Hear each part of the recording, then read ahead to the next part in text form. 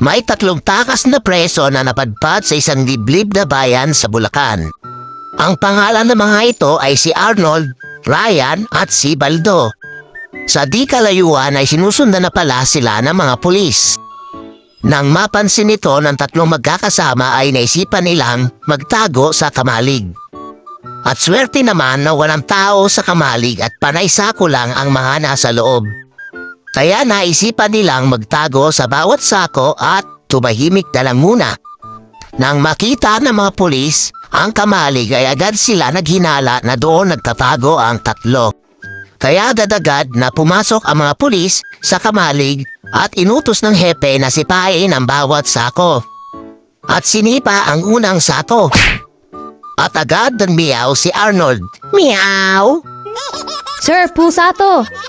O sige, pangalawang sako naman. Pagkasipa ng pulis sa pangalawang sako ay agad tumahol si Ryan. Wow! Wow! Sir, aso to. At inutos agad na komanda ng pulis na sipain na ang pangatlong sako. Sipain na ang huling sapo.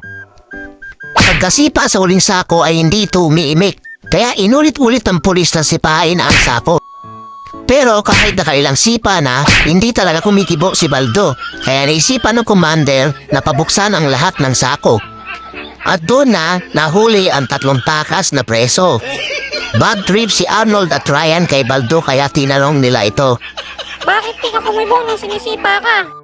Sayang, lusot na sana tayo. Eh paano kung kikibo habang sinisipa? Naisip ko kamote ako. May kamote bang nagsasalita?